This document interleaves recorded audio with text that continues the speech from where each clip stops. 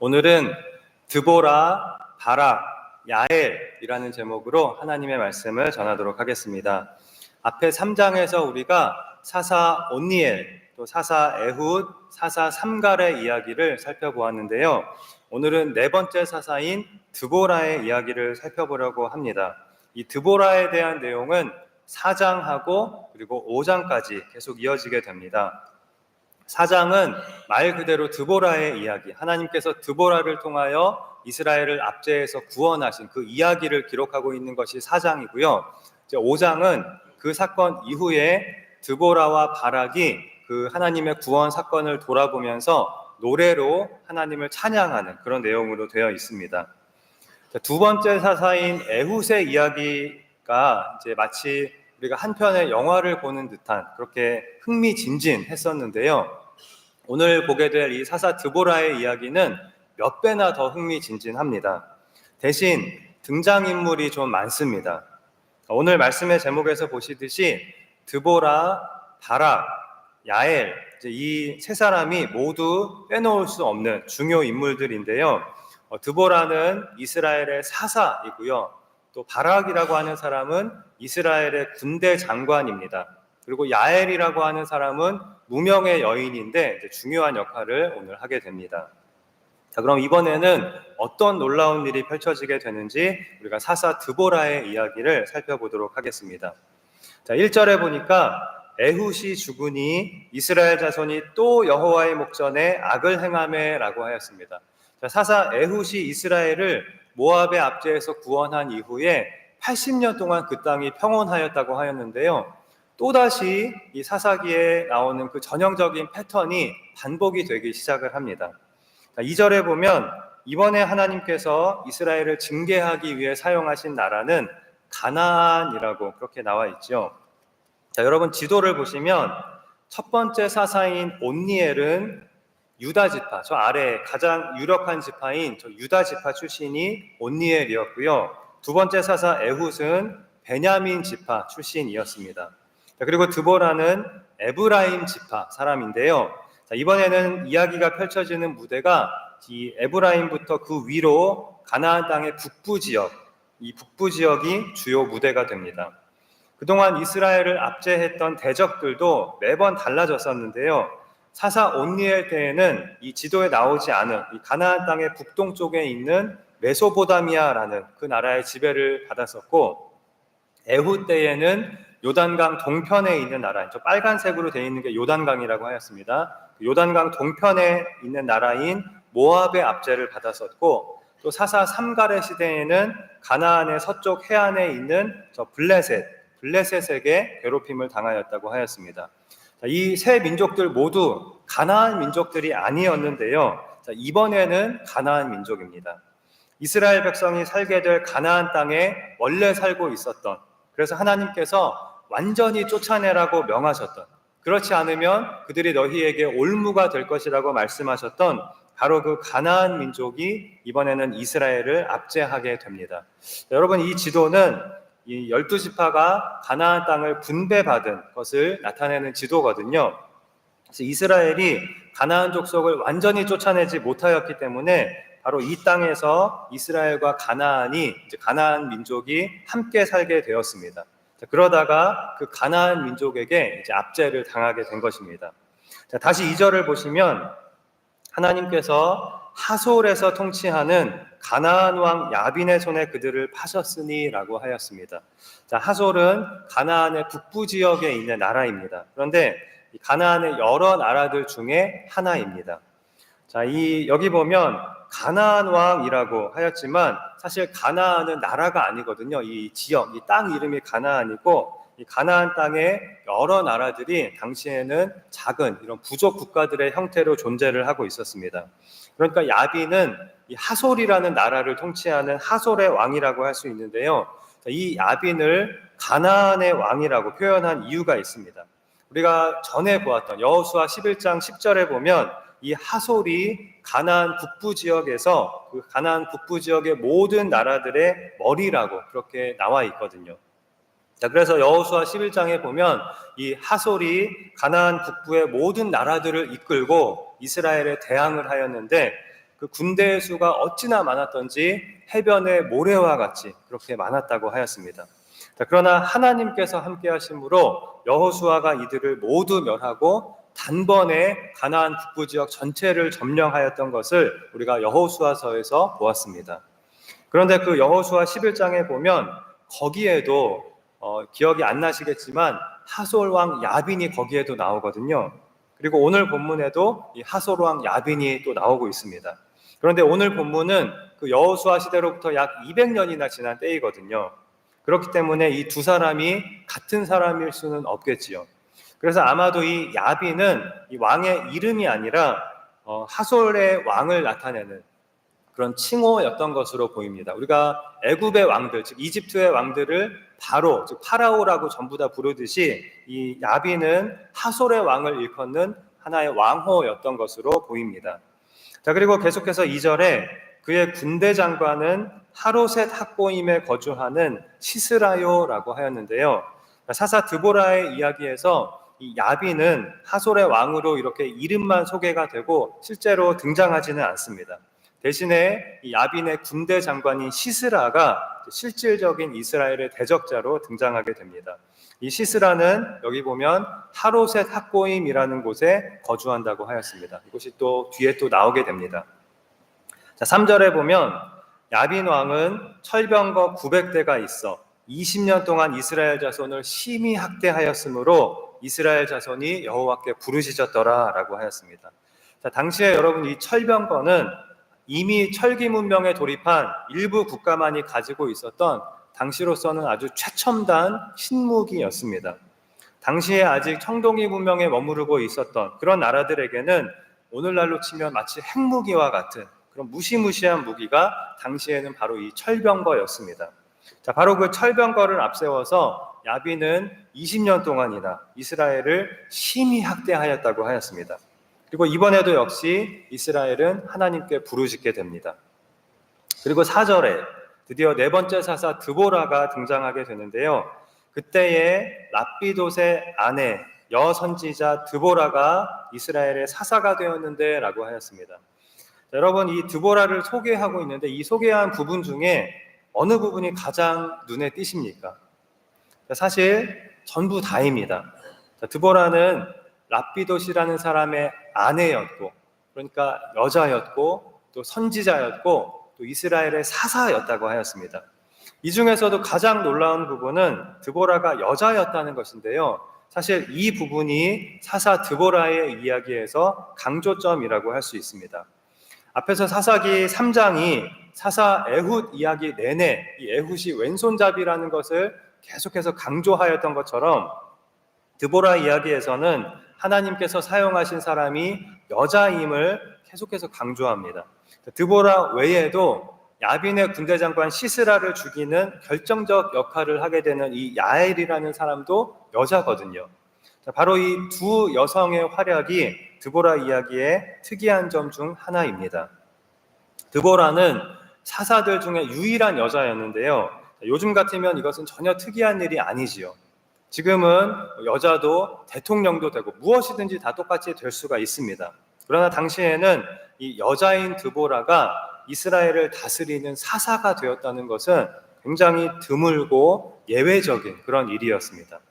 구약 성경을 보면 매우 드물지만 여자도 선지자가 되는 일은 있었습니다.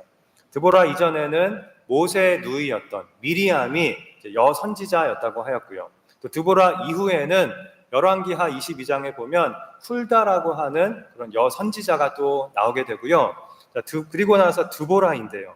드보라는 랍비돗의 아내이면서 여선지자이면서 이스라엘의 사사, 즉 이스라엘 전체의 지도자가 되었다고 하였습니다. 5절에 그는 에브라임 산지 라마와 베델 사이 드보라의 종려나무 아래에 거주하였고 이스라엘 자손은 그에게 나아가 재판을 받더라 라고 하였습니다. 드보라는 에브라임 지파 사람이었다고 하였는데요. 에브라임과 베냐민 지파의 경계에 거주를 하였고요. 그곳은 드보라의 종려나무로 불렸고 사람들이 다 그리로 와서 드보라에게 재판을 받았다고 하였습니다. 원래 사사라는 말의 뜻은 재판관이라고 말씀을 드렸는데요. 실제로 이렇게 백성을 재판하고 다스렸던 사사는 이 드보라가 거의 유일합니다. 드보라의 종려나무라는 말이 보여주듯이 드보라는 백성들에게 아주 큰 영향력이 있었고 또 지도력을 인정받았고 백성들은 이 사사 드보라에게 실제로 다스림을 받았습니다. 그리고 드보라가 선지자라고 하였는데요. 선지자는 하나님의 말씀을 대언하는 그런 사람이거든요. 그래서 드보라는 그러한 영적 권위를 가지고 또 그리고 정치적 또 사법적 권위를 가지고 백성을 다스린 사사였습니다. 여자였던 드보라는 힘이 아닌 지혜와 리더십으로 백성을 다스렸고 또 다른 사사들과 달리 전쟁 외의 영역에까지 지도력을 발휘하면서 백성들을 이끌었던 진짜 지도자였습니다. 그런데 드보라는 여자의 몸으로 어떻게 이 가나안의 적들을, 이 무시무시한 적들을 물리치고 이스라엘을 구원하였을까요? 드보라는 전사는 아니었거든요. 하나님의 말씀을 전달하는 선지자였습니다. 그래서 여기서 두 번째 인물이 나오게 되는데요. 6절에 보면 드보라는 바락이라고 하는 사람에게 하나님의 명령을 전달합니다. 무엇이냐면 납달리 자손과 스불론 자손, 납달리 지파와 스불론 지파에서 10,000명을 거느리고 다볼산으로 가라는 것이었습니다. 바락은 납달리 지파 사람입니다. 이 바락을 이스라엘의 군대 장관으로 임명을 하고 지금 출정 명령을 내린 것입니다.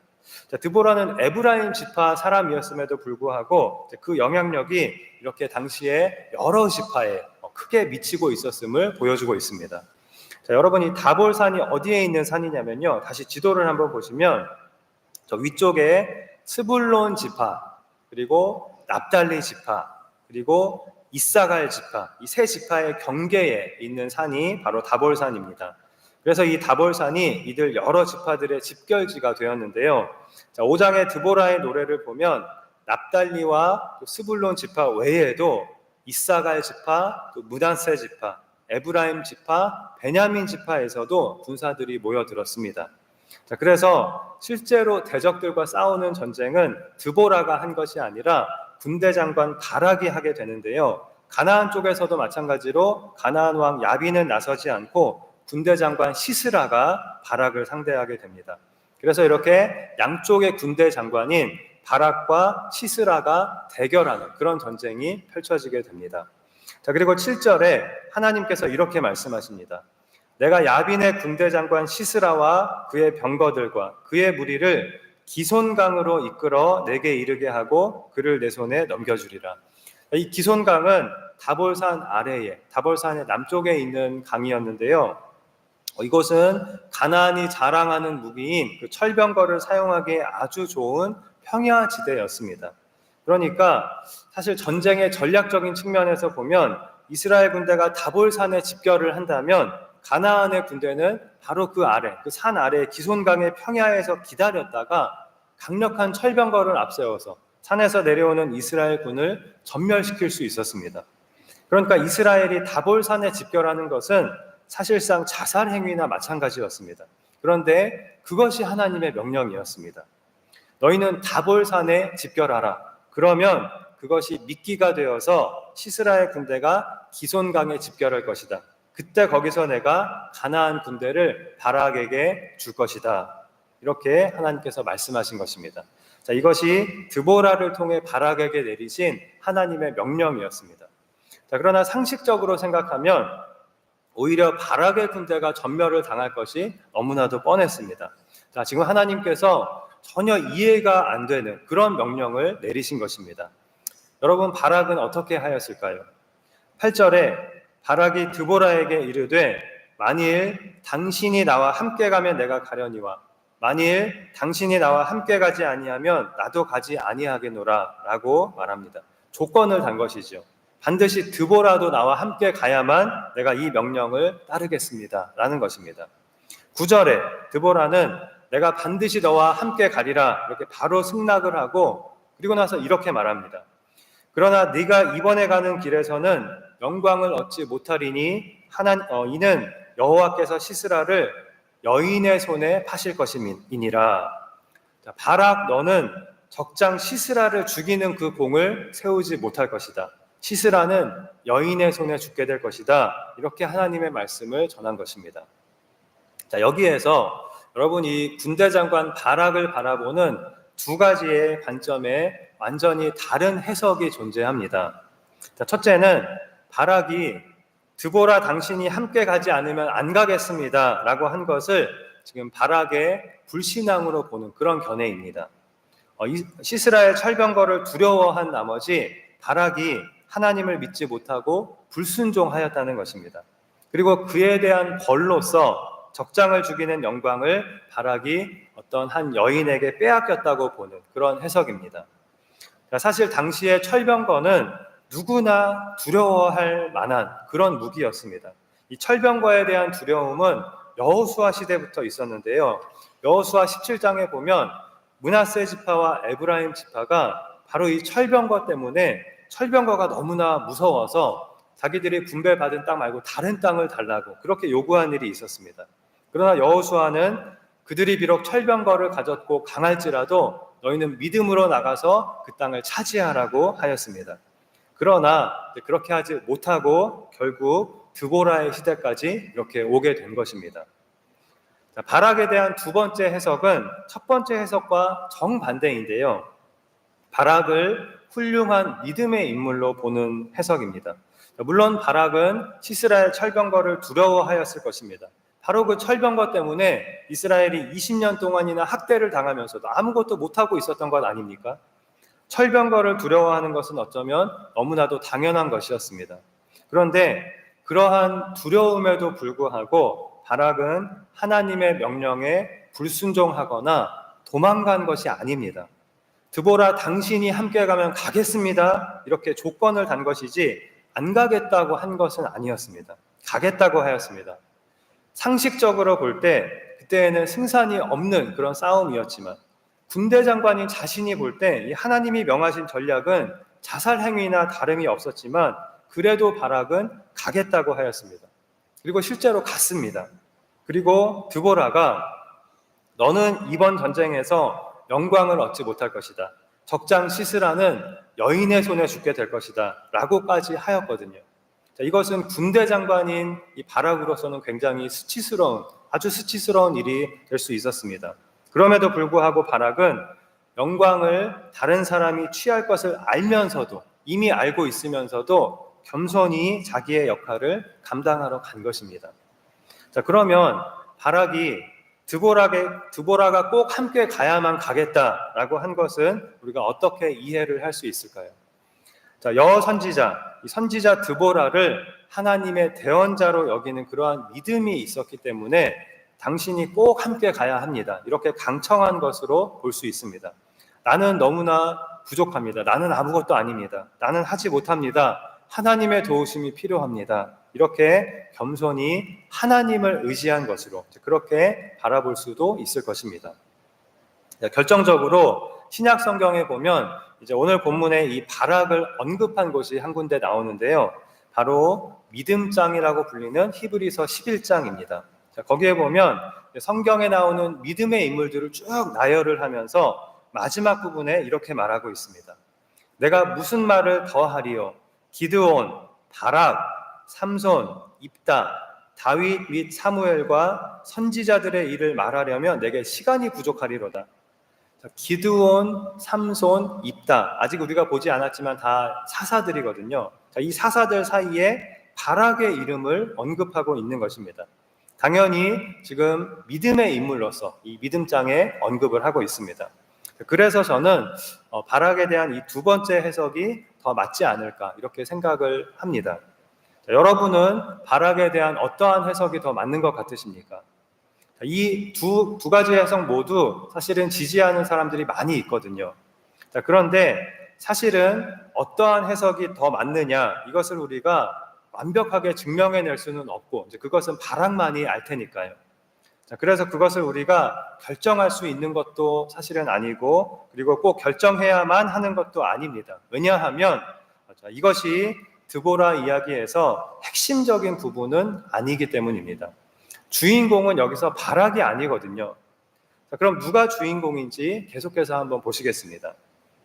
13절에 시스라가 모든 병거 곧 철병거 900대와 자기와 함께 있는 모든 백성을 하루셋 학고임에서부터 기손강으로 모은지라 라고 하였습니다. 자, 이스라엘 쪽, 이스라엘의 군대 장관 바락의 군대는 하나님의 명령대로 다볼산에 집결을 하였는데, 아니나 다를까 시스라가, 이 가나안의 군대 장관 시스라가 그 소식을 듣자마자 전군을 이끌고 기손강으로 갑니다. 다볼산 아래에서 이스라엘군을 포위하고 기다렸다가 내려오는 이스라엘군을 전멸시키겠다는 생각이었습니다. 철병거를 앞세운 시스라에게 그것은 아주 식은 죽 먹기와 마찬가지였습니다. 그런데 바로 이때 드보라의 진군 명령이 떨어집니다. 기손강에서 기다리고 있는 적들에게 너희는 나아가라 라는 것이었습니다. 상식적으로 생각하면 죽으러 가라 라는 그런 명령이었습니다. 그러나 14절에 보면 드보라는 하나님께서 너희 앞서 나가실 것이고 반드시 너희에게 승리를 주실 것이라고 그렇게 확신과 용기를 주면서 이러한 진군 명령을 내렸습니다. 결과는 어떻게 되었을까요? 시스라는 당연히 하나님의 상대가 될 수 없었습니다. 어떠한 최첨단 무기도, 핵무기도, 오늘날에 아무리 핵무기를 많이 보유한 국가도 하나님께는 아무 소용이 없는 것입니다. 15절에 여호와께서 바락 앞에서 시스라와 그의 모든 병거와 그의 온 군대를 칼날로 혼란에 빠지게 하시매라고 하였습니다. 어떻게 혼란에 빠지게 하셨을까요? 자, 뒤에 나오는 5장의 바락의 노래, 이 드보라의 노래에 따르면 하나님께서 갑작스러운 폭우를 내리신 것이었습니다. 원래 기손강은 요단강과 마찬가지로 건기에는 완전히 말라 있다가 우기에 비가 내리면 급류가 되는 그런 강이었습니다. 그런데 가나안의 군대 장관 시스라가 기손강에 모든 철병거를 다 집결시킨 것으로 봐서 당신은 분명히 건기였을 것입니다. 시스라는 바보가 아니거든요. 그 가나안의 군대 장관입니다. 당신은 분명히 건기라서 기손강은 완전히 말라 있었을 것이고 시스라는 철병거를 앞세워서 이스라엘군을 전멸시키겠다는 생각을 가지고 있었을 것입니다. 그러나 사실은 하나님께서 시스라를 유인하신 것이었고 덫에 걸린 것은 시스라였습니다. 하나님께서 갑자기 폭우를 내리시니 기손강은 순식간에 범람하여 급류가 모든 철병거들을 덮쳐버렸습니다. 땅은 갑자기 다 진창이 되었고 그런 진창에서 바퀴 달린 무거운 병거는 하나도 소용이 없는 무용지물이 되어버렸습니다. 순식간에 모든 철병거가 무력화된 것입니다. 그러자 나머지 군대도 우왕좌왕할 수밖에 없었습니다. 15절 끝에 보면 시스라가 병거에서 내려서 걸어서 도망하였다고 하였는데요. 하나님께서 내리신 폭우에 가나안의 가장 강력한 무기가 완전히 무력화되었음을 상징적으로 보여주는 그런 장면이라고 할 수 있습니다. 시스라는 자신이 가장 믿던, 자신이 가장 자랑하던 그 철병거를 어쩔 수 없이 버리고 병거에서 내려서 비에 젖은 생쥐꼴로 맨발로 도망을 가게 되었습니다. 자, 그리고 16절에 바락은 군대를 이끌고 시스라의 본거지인 하로셋 학고임까지 쫓아가서 가나안 군대를 완전히 전멸시켜 버립니다. 자, 이렇게 하나님의 말씀은 이루어지게 되었습니다. 자, 이제 17절부터는 이 이야기의 마지막 장면이면서 이야기의 절정에 이르게 되는데요. 병거에서 내려서 도망간 시스라가 야엘이라고 하는 한 여인의 손에 죽게 되는 그런 내용입니다. 17절에 시스라가 걸어서 도망하여 겐 사람 헤벨의 아내 야엘의 장막에 이르렀다고 하였는데요. 그 이유에 대해서 하솔왕 야빈과 겐 사람 헤벨의 집 사이에는 화평이 있음이라 라고 하였습니다. 자, 여러분, 이 겐 족속, 우리가 잘 모르는 사람들인데 이 겐 족속에 대해서는 사사기 1장에 나오는데요.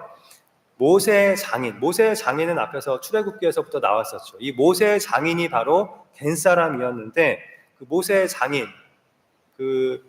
장인의 그 자손들이 유다 지파와 함께 사사기 1장에 보면 이때부터 유다 지파와 함께 유다 지파의 땅에서 이 겐 족속, 모세의 장인의 자손들인 이 겐 족속이 유다 지파와 함께 거하게 되었다고 하였습니다.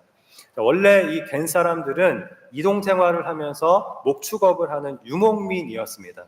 그런데 이들 중에 헤벨이라고 하는 사람이 유다 지파의 땅을 떠나서 북쪽의 납달리 지파의 경계로 거주지를 옮겼습니다. 바로 이 겐 사람 헤벨과 하솔 왕 야빈 사이에 화평이 있다고 하였는데요. 여기서 이 화평이라는 말은 서로 아주 굳건한 동맹 관계를 뜻하는 것이 아니고 단지 서로 전쟁을 하지 않는 상태, 서로 침략하지 않는 그런 관계를 뜻합니다. 아마도 하솔 왕 야빈이 강력한 힘으로 이스라엘을 압제하고 있는 그런 상황에서 헤벨이 야빈에게 복종하며 그의 요구를 들어주었기 때문에 이러한 화평이 아마도 유지되고 있었을 것입니다. 그러니까 말하자면 원래 유다 지파와 함께 거하던 헤벨이 이스라엘을 배신하고 북쪽으로 올라가서 가나안 왕 야빈의 편에 붙은 것입니다. 그래서 시스라는 겨우 목숨을 건진 다급한 상황에서 그래도 야빈과 화평의 관계에 있는 헤벨에게로 도망을 간 것입니다. 이 헤벨의 거주지는 다볼산을 중심으로 시스라의 본거지인 하롯의 삭고임의 반대 방향에 있었거든요. 그러니까 이 이스라엘의 군대 장관 바락이 하롯의 삭고임으로 자신을 쫓아올 것을 알고 영리하게 반대 방향으로 그것도 자신의 안전을 지켜줄 헤벨에게로 몸을 피한 것입니다. 그런데 결과적으로 시스라는 헤벨을 만나지는 못합니다. 헤벨의 장막에 이르기 전에 헤벨의 아내 야엘의 장막이 먼저 나온 것입니다. 시스라를 발견한 야엘은 가서 시스라를 영접하면서 자기의 장막으로 들어오게 합니다. 두려워하지 마소서라고 말하면서 그렇게 들어오라고 하는데요. 두려워하지 마소서라고 하는 이 말은 보통 강자가 약자에게 하는 말이거든요. 그런데 그도 그럴 것이 지금 시스라의 모습은 병거도 말도 없이 맨발로 도망치는 아주 초라하고 초췌한 폐잔병의 모습이었습니다. 그런 시스라에게 야엘은 이불을 덮어주고 또 우유도 마시게 하고 그렇게 하면서 안심을 시킵니다. 그러나 이런 친절은 시스라를 방심하게 하여 그를 죽일 기회를 얻기 위한 야엘의 전략이었습니다. 21절에 시스라는 깊이 잠들고 그 기회를 놓치지 않고 야엘이 시스라를 죽이게 되는데요. 여기 보면 야엘이 장막 말뚝을 가지고 손에 방망이를 들고 그 말뚝을 시스라의 관자놀이에 박음에 말뚝이 꿰뚫고 땅에 박혔다고 하였습니다. 아주 충격적인 장면이지요. 야엘이 아주 큰 쇠 말뚝을 시스라의 관자놀이에 대고 그냥 망치로 때려 박아버렸다는 것입니다. 말뚝을 박았습니다. 시스라의 머리에. 시스라는 그 자리에서 즉사할 수밖에 없었습니다. 갑자기 장르가 무슨 공포 영화로 바뀌는 그런 순간이었는데요.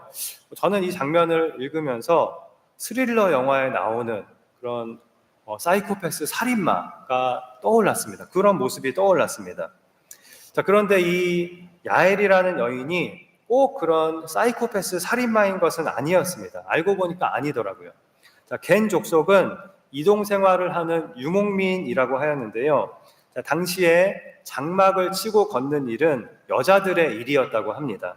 다시 말하면 이 장막 말뚝과 방망이는 겐 족속의 평범한 가정주부들이 장막을 칠 때마다 사용하였던 그들에게는 이것이 가장 익숙한 그런 도구였던 것입니다. 게다가 연약한 여인인 야엘이 군대 장관 시스라를 무시무시한 군대 장관 시스라를 죽이기 위해서는 한 번의 실수도 없이 단번에 목숨을 끊어야 했기 때문에 야엘은 아마도 이렇게 했을 것입니다. 이 이야기의 마지막 장면은 22절인데요. 하롯의 삭고임까지 시스라를 추격해갔던 바락이 결국에는 야엘의 장막에까지 오게 되었고 거기에서 이미 야엘의 손에 죽어있는 시스라를 발견하는 것으로 이 이야기는 끝나게 됩니다. 그렇다면 여러분, 이 사사 드보라의 이야기에서 누가 주인공인 것 같습니까? 드보라, 바락, 야엘 이 세 사람 모두 나름대로 모두 중요한 역할을 하였기 때문에 사실 어느 한 사람도 빼놓을 수가 없어서 제가 제목을 드보라, 바락, 야엘이라고 이렇게 정했는데요. 사실은 이렇게 정하면서도 이 제목은 반전이 있는 그런 제목입니다. 왜냐하면 이 셋 중 누구도 주인공이라고 할 수가 없기 때문입니다. 사사기 4장을 우리가 잘 들여다보면 사실은 처음부터 끝까지 이 세 사람을 사용하신 하나님만이 보이게 됩니다. 이 이야기의 주인공은 하나님이신 것입니다. 영광을 받으셔야 할 분도 야엘이 아니라, 바락이 아니라, 또 드보라가 아니라 하나님이십니다. 드보라에게 말씀을 주신 분도, 명령을 내리신 분도 하나님이시고, 또 바락 앞에 가시며 바락에게 승리를 주신 분도 하나님이시고, 힘없는 여인인 야엘에게 무력해진 패잔병 시스라를 내어주신 분도 하나님이셨습니다. 23절은 이것을 잘 표현하고 있는데요. 이와 같이 이날에 하나님이 가나안 왕 야빈을 이스라엘 자손 앞에 굴복하게 하신지라 라고 하였습니다. 이 모든 것이 모두가 하나님께서 하신 일이었습니다. 사실 이 드보라 이야기에서 우리가 가장 궁금한 것은 도대체 왜 야엘이 시스라를 죽였는가? 그 이유가 무엇인가? 이것일 것입니다. 그런데 본문을 보면 야엘이 시스라를 죽인 이유에 대해서 성경은 아예 언급도 하지 않고 있고 관심조차 없는 것처럼 보입니다. 이유가 무엇일까요? 우리의 관심을, 이것을 궁금해하는 그 우리의 관심을 다른 데로 돌리기 위해서입니다. 즉 성경은 야엘이 시스라를 죽인 이유보다 하나님께서 시스라를 여인의 손에 파실 것이라는 그 드보라의 예언이 성취된 것에 더 초점을 맞추고 있습니다. 또 야엘이 시스라를 죽인 이유보다 시스라가 여인의 손에 엽기적인 죽임을 당한 것에 더 초점을 맞추고 있는데요. 군대 장관이었던 시스라가 평범한 여인의 손에 죽은 것은 시스라에게는 가장 수치스러운 죽음이라고 할 수 있었습니다. 즉 야엘이 시스라를 죽인 것은 20년 동안이나 이스라엘을 괴롭힌 시스라에 대한 하나님의 심판이었음을 본문은 강조하고 있는 것입니다. 이 모든 일은 하나님께서 하신 일이며 하나님께서 이스라엘에게 주신 구원임을 강조하고 있는 것입니다.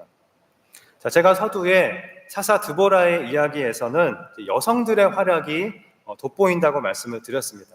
분명히 드보라와 야엘이라는 이 두 여성들의 활약이 두드러지게 나타납니다.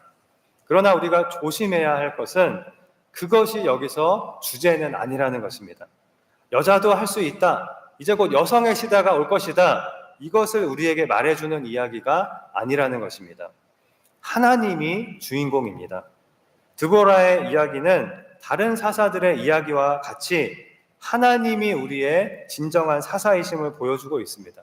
하나님은 의외의 인물, 어떠한 사람이라도 사용하실 수 있으시고 연약한 사람, 또 능력이 부족한 사람도 얼마든지 사용하시는 분이심을 마찬가지로 우리에게 보여주고 있습니다. 오늘 본문에서 시스라를 죽이는 결정적인 역할을 한 이 야엘은 하나님께서 사용하신 굉장히 의외의 인물이라고 할 수가 있는데요.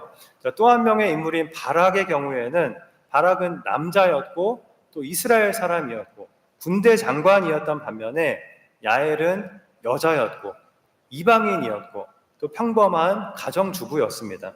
그런데 야엘은 가나안의 편에서 그 남편의 뜻을 거스르고 이스라엘의 하나님의 서기로 선택을 하였고 하나님은 그런 야엘에게 아주 중요한 역할을 맡겨주셨습니다. 이처럼 하나님은 약한 우리를 사용하시기를 기뻐하십니다.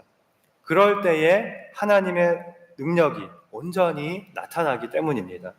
하나님께서 우리를 사용하시면 우리가 어떠한 약점을 가지고 있든지 그럴지라도 무엇이든지 우리는 할 수가 있습니다. 그러나 오기로 해서는 안 됩니다. 나를 무시했어? 내가 능력이 없다고 무시했어? 내가 여자라고 무시했어? 나도 할 수 있다는 걸 보여주겠어. 여자도 할 수 있다는 걸 보여주겠어. 이런 마음으로 우리가 하면 안 되는 것입니다. 중요한 것은 사사이신 하나님의 주권에 맡기고 하나님의 주권에 순종하는 것입니다. 하나님이 주인공이시고 하나님이 사사이신 것입니다. 또 하나님이 영광을 받으셔야 하는 것입니다. 감사한 것은 하나님은 우리 없이도 무엇이든지 하실 수 있으시지만 우리를 사용해 주신다는 것입니다. 그냥 하나님 혼자 가나안 왕을 멸하실 수 있으시지만 그냥 손가락만 한번 튀기면 그냥 한마디 말씀만 하시면 즉시 이 시스라를 죽이실 수 있으시지만 오늘 본문에서 본 것처럼 하나님은 이렇게 군사 작전도 사용을 하시고 기적과 천재지변도 사용하시면서 그렇게 우리를 사용하셔서 우리를 통하여 하나님 나라를 이루어가고 계신 것입니다. 그래서 하나님은 한 사람에게 모든 재능을 주지 않으십니다. 모든 사람에게 각자의 달란트를 나누어 주십니다. 드보라와 바락과 야엘이 보여주고 있는 것처럼 다른 사람에게 없는 달란트가 나에게 있고 나에게 없는 달란트가 다른 사람에게 있는 것입니다. 그리고 하나님은 그 모든 달란트를 귀하게 사용하셔서 하나님의 일을 이루어 가시는 것입니다. 중요한 것은, 오늘 우리가 잊지 말아야 할 것은, 하나님께서 우리를 사용해 주실 때 우리가 하는 모든 일은 하나님의 영광을 위하여 하는 일이 되어야 하며 우리는 오직 하나님께 영광을 돌려야 한다는 것입니다. 이것을 우리는 항상 기억해야 합니다. 그렇지 않으면 우리가 하는 일들이 어느새 나를 위한 일이 되어버릴 수가 있고 사람을 위한 일이 되어버릴 수가 있고 하나님의 영광을 가리는 일이 되어버릴 수가 있고 하나님이 기뻐하시지 않는 일이 되어버릴 수가 있는 것입니다. 여러분, 종교개혁의 5대 강령이 무엇이었는지 기억하십니까? 오직 성경, 오직 은혜, 오직 믿음, 오직 그리스도, 그리고 마지막으로 오직 하나님께 영광입니다.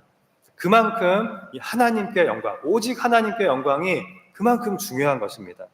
우리는 하나님의 영광을 위하여 창조되었고 하나님의 영광을 위하여 살아가는 그런 사람들인 것입니다.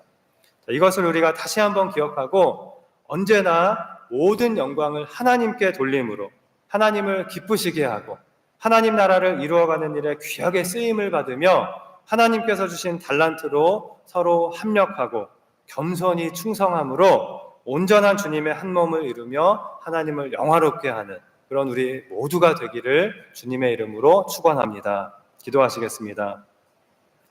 하나님 아버지, 부족하고 연약한 우리를 하나님 나라의 일꾼으로 삼아주시고 하나님의 일을 이루는 일에 귀하게 사용하여 주심을 감사드립니다.